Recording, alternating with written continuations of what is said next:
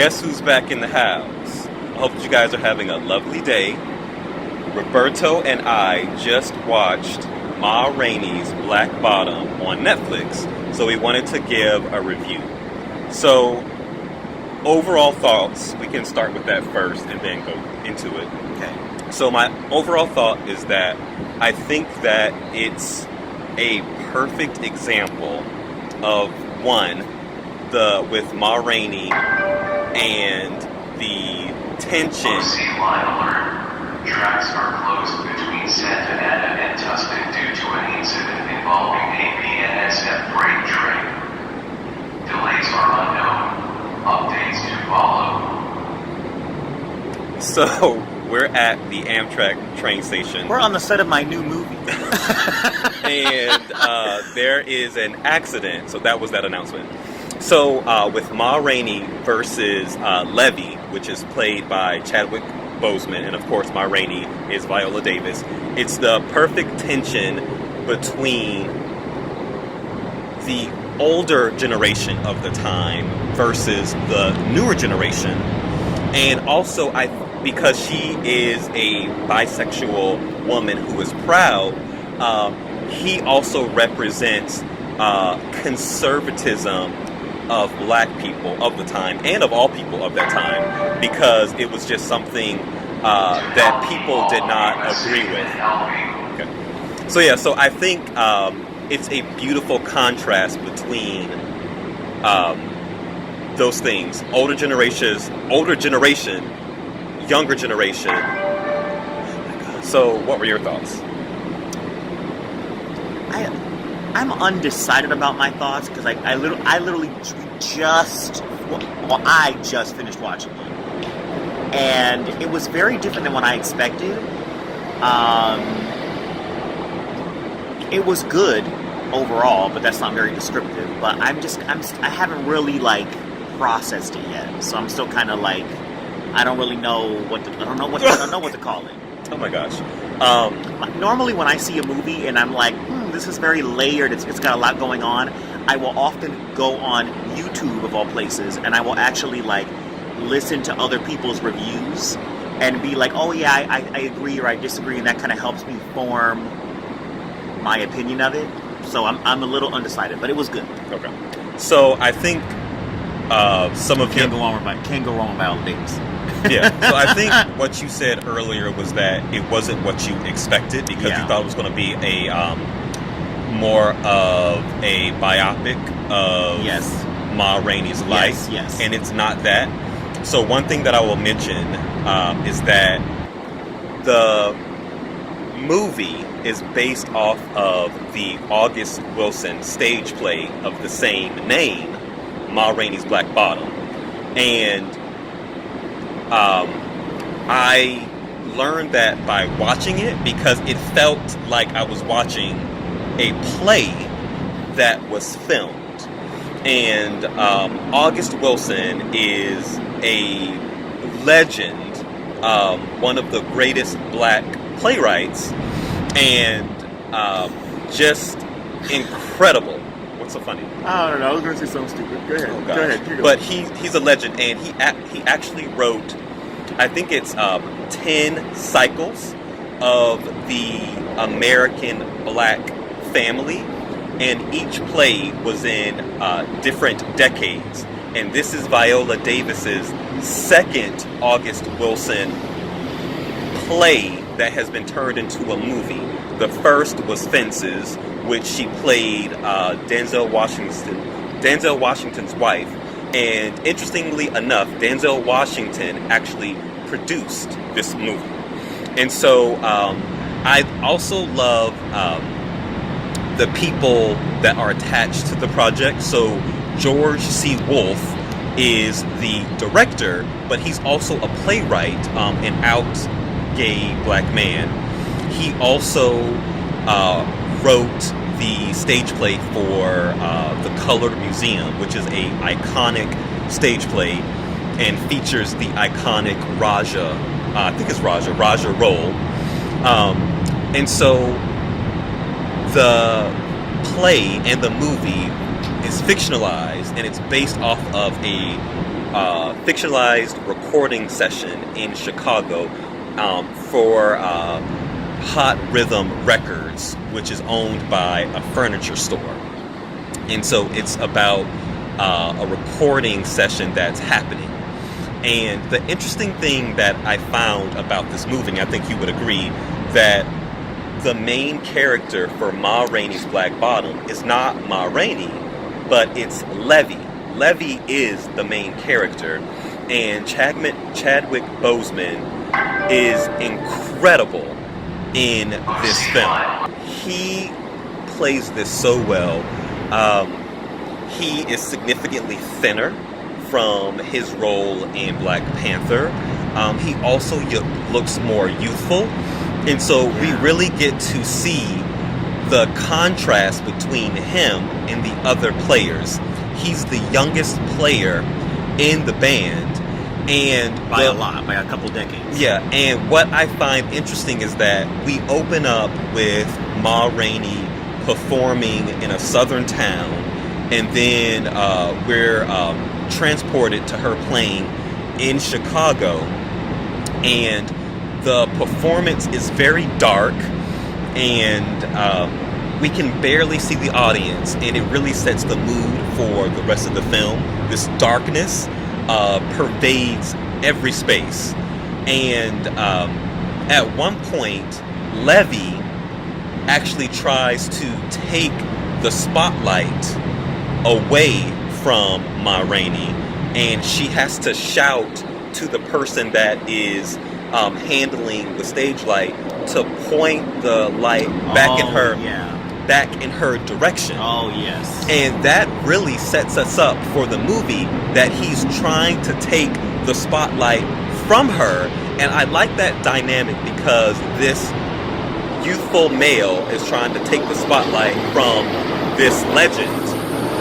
Wait, hold on, because let's go back for 1 second, because the thing about the taking attention away, so even though, yes, that is what happens in the scene, so even though, yes, he is in this particular, because he plays a trumpet, let's call it a trumpet, so Levy, played by Chadwick Boseman, plays the trumpet, and he does kind of like a impromptu like solo where he's riffing on the trumpet, and so the person doing the spot, mind you, this is like a minute only in the very beginning. The person takes a spotlight and puts it on him, distracting from Ma. So my takeaway wasn't so much that he was trying to take the attention away from her specifically, even though he technically does. I feel like what you see throughout the movie, so now like looking back at it, is that he had aspirations of himself being a star, and he believed in his talent more so than a rivalry per se between he and Ma.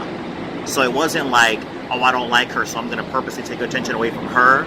It's that, I just want to be a star in my own But right. that's not the purpose of it. It's not him not liking her, but he is taking literally the spotlight went towards him. Yes. And so it's basically to play up the tension between them, because throughout the movie there is tension, and it builds up beautifully. I actually had to watch it a second time to figure out what was happening. And it's so subtle that you can miss it, but and the thing that I find that they actually do very well is that in the very beginning, when we have the performances, when we get the first dialogue, the band goes to the recording studio minus Ma and Levy, and it's purposeful, which we know that they are the most important people, because so much conversation is created about their absence, and I find that extremely beautiful. And also one thing that we also get in the beginning, which shows kind of like more of the tension, is that in the beginning, when we first see Ma outside of the performance, she is descending down the hotel steps and dressed very beautifully, and she's with Dusty May, and she looks at a group of people in the lobby area, and we can tell that this is the who's who of black society, and they're really turning up their nose at her. And so she puts her arm around Dusty May, proclaiming. So she's proclaiming her love for Dusty May and being bisexual. And also, when we see Levy, he is going to a shoe store, and the display says America's Finest, and he spends a week's worth of money, $11, on these new shoes. And so the shoes are extremely important to the story and creating tension. Yeah. Multiple band members step on his shoes, and so I think the shoes are symbolic of history and future. So the older members of the band are stepping on him, so they're stepping on the future, and it's historical because it's all of the history. So the year is 1927. A lot of things are happening during that time. The young people are trying to bury the history of slavery. They're really trying to get the most out of life at the time. And the older generation, they are really clinging to the blues because it reminds them of the past and their elders. But the young people, they are interested in jazz. And this is when jazz is the sound of jazz is really being created in northern cities like Chicago, which the story is set. And so all of these are nuances that you're able to pick up, I think, after a second time, because the first time that I watched it, I was really expecting this to be a story of Ma Rainey. But I really enjoy it because we're able to get so much more from this if you really slowly pull away the layers of what we're shown through symbolism. And I love it. Even Dusty May is someone that I think is bisexual as well. And even her wanting to have a relationship with Levy in a very dangerous way. It's very public. It's in the sound room. And you think that they're going to be caught. And essentially they're not. No one sees them, but the band members know exactly what's happening. And it details the kind of like sneaking around. It details the sneaking around that had to happen during that time with anyone who was in the LGBTQ plus community. And so I loved all of those things. So I loved all of those things in the movie. So what is your favorite part of the movie? I feel like the movie is structured so differently because I feel like most movies. How long was it? Like 2 hours? Yeah. I feel like in the average 2-hour movie, you have like multiple settings, and the movie really is like, you know, with the exception of the very last scene, which is a few seconds, and the very couple of first scenes, which are the performances and the buying of the shoes, which is just a few minutes. The other like 98% of the movie is almost like, it feels kind of like it's like 3 scenes for the most part. It's like it's the men of the band in a practice room in this music studio, and then the part where they're actually like recording the songs, and then they're back again in that room, and it's like those 3 parts are like the main part of the movie. So there aren't really a lot of parts, but I think my favorite was when Chadwick Boseman's character Levy recounts to the men a story from his childhood, from when he was 8 years old, something having to do with his parents. I think that was my favorite part. The movie has 2 monologues, both by this one character, one kind of in the beginning and one towards the end, and those are the parts that felt very much like a play, because I feel like movies, a lot of times when they write their dialogue, they try to make it as realistic as possible. So those are the parts that kind of read like a play, because I feel like in real life, like, a person would not have been able to just kind of go through that length of dialogue with zero interruption and nobody else saying anything. And it's almost kind of awkward because he's in a room with like a handful of other people and no one says anything for like 8 minutes or however long this monologue goes on for. But yeah, that was my, I think I would say my favorite part was that initial monologue where he recounts the childhood story. Yeah. And the childhood story really talks about the violence that black people endured during this time. And it's something that is also symbolic to the movie. The violence builds Levy's character, and he wears a scar on his chest that represents the violence that occurred to his mother. And that violence has built up within him, and he doesn't know where to place his anger. And towards the end of the film, we know that Stuttervant has asked Levy to write new music because he knows that he represents the future of jazz music and where the buyers and fans are going. It's very similar even to like present day, like the relationship between him being the person representing like the youth of the time, speaking to these men who are like in their 40s and 50s, is very reminiscent of young people today speaking to like their parents or their grandparents about music and like what's music and what's not, and what's good and what's not, and what's progress and what's not. So if you see the same kind of dynamic then that you would have now, only then they're talking about jazz versus blues, and now they're talking about, you know, hip hop versus trap, for example. He basically gets him to write the music, knowing intentionally that he's going to have a white artist to record the song.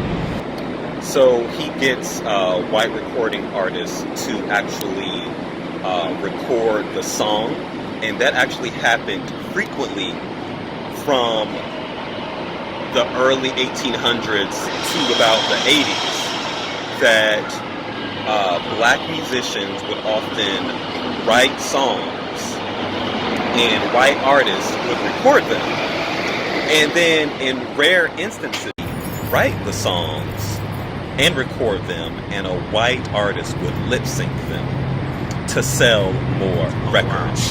And so I really love how that is portrayed in the stage play and also in the film. And also the violence that has, and after Levy kind of like discovers this, that he's being used, the anger that he has for the white man, quote unquote, is then taken out on Toledo, because again, A character, not the city. Toledo has stepped on his shoes, and as a way to kill the past, to kill the older generation, to kill the white man, he kills Toledo. And that passion, that anger, he's able to release that hatred, but then he realizes that he has killed his talented bandmate, and he feels sorry. But it's really, the ending is very strange, because we don't get Ma Rainey, and we don't get Levy. We get the white band recording in the same exact studio. And so, what are your thoughts on that ending? I mean, it would have been great to see Levy's reaction to finding out that happened. But also it was very like it was a good ending, and then it ends with some kind of like a surprise shock moment, because that isn't necessarily expected. Like when the dialogue is happening with the sort of like head of the record company and Levy, like I was thinking like, oh, because he was saying like, oh, I want you to write these songs. He wrote the songs. He gave them the songs.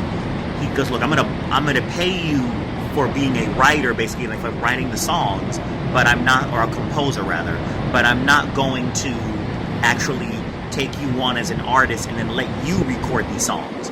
And he gives him this obvious lie about, I just don't think that they're good enough, they're not very good, but I mean, for your time and your trouble, I'll pay you for it. Yeah. He gives him $5 a song.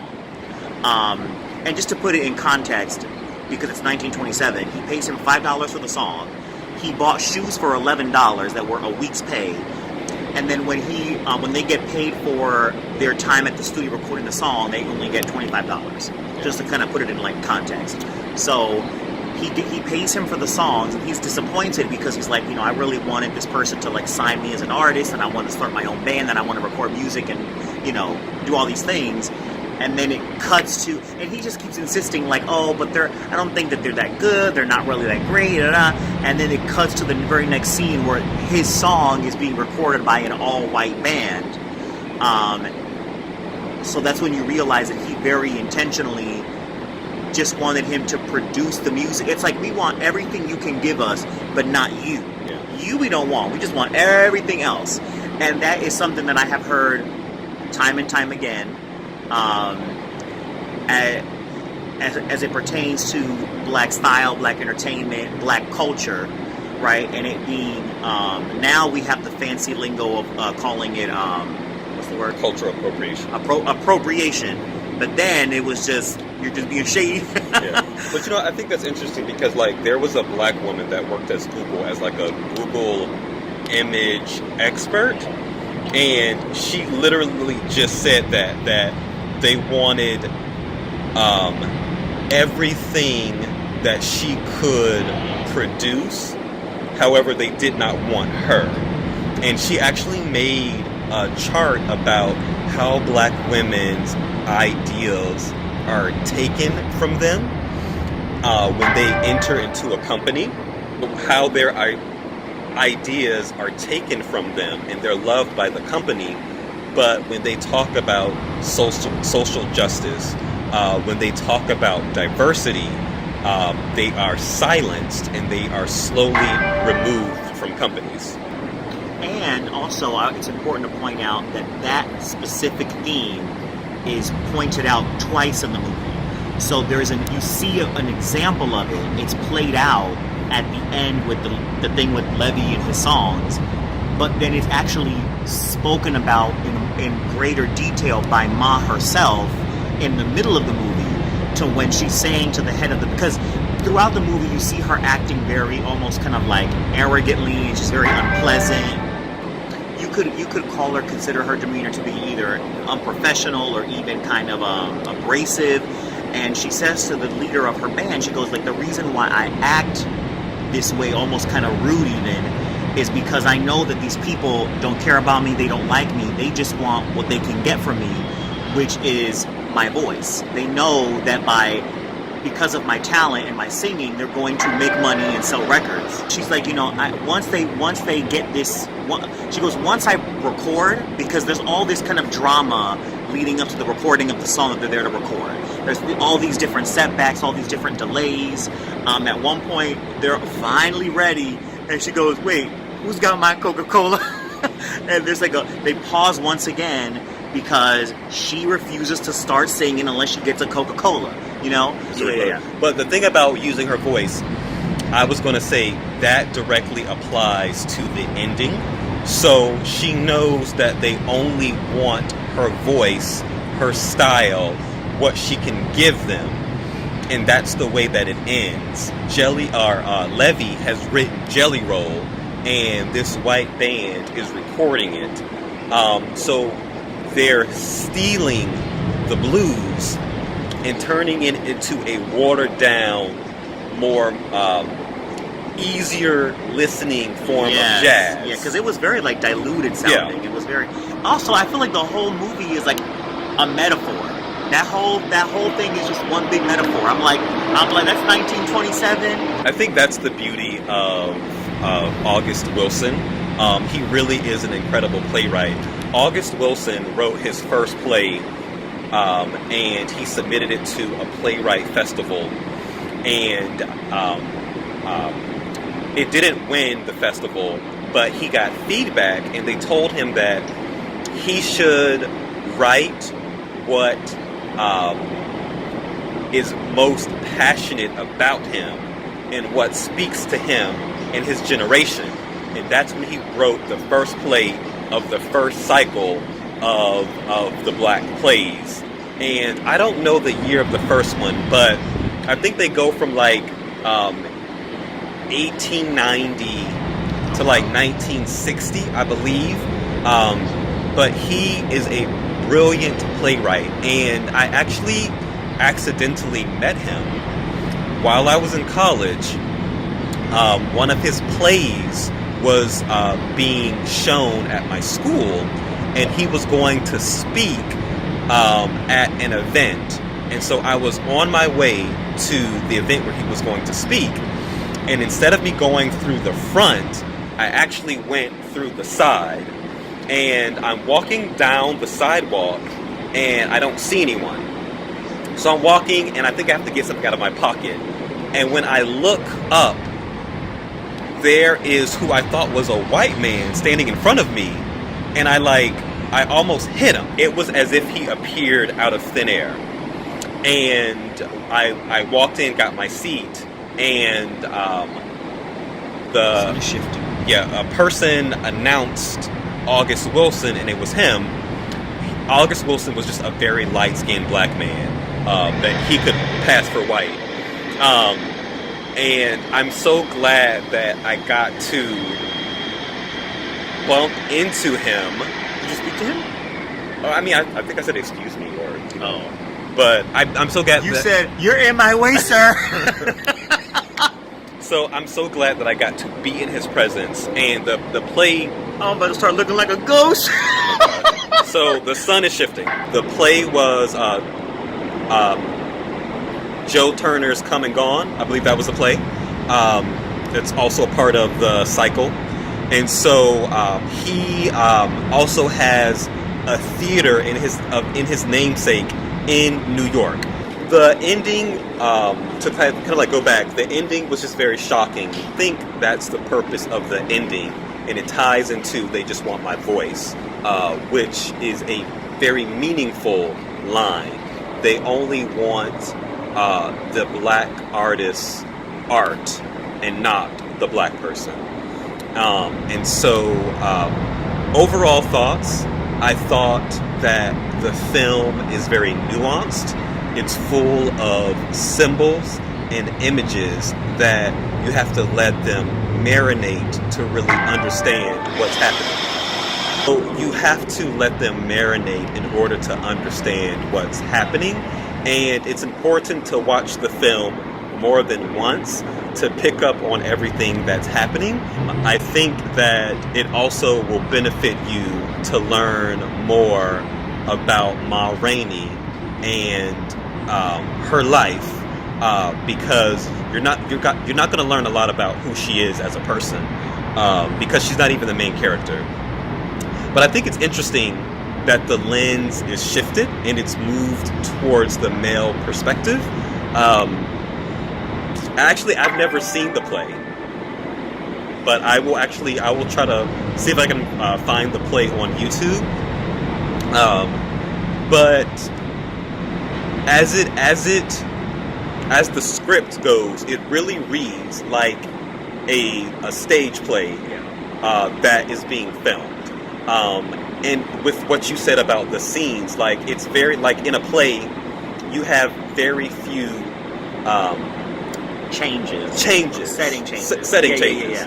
Yeah. You have very few, and so we actually see that in the film. But I think that's also purposeful to keep it as authentic to the stage play as possible. I actually would really love to see a movie based on Ma Rainey's life. In the film, we learned that Bessie Smith was her protege, and she kind of like copied Ma Rainey's style. And so I actually would really love to see a movie about their relationship. Smith was also a proud lesbian woman. And so I really loved, because I didn't know that. I loved hearing that. And so Ma Rainey really deserves her own movie about her life. We are back, and we had to quickly get back on the train. And so we wanted to give our final thoughts regarding Ma Rainey's Black Bottom. My final thoughts are that you should definitely watch it twice. It is worth watching a second time to pick up all of the nuances in the film.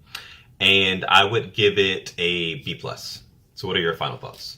I would say definitely watch it, and I liked it, and I'm glad I saw it. And even though it was not what I expected, I'm glad I got to see it. Oh, and one cool thing is that Branford Marsalis did the soundtrack, and the person who you hear singing throughout the film is actually not Ma Rainey, but it's one of the original Ikeettes who performed with Tina and Ike Turner. So that's really cool.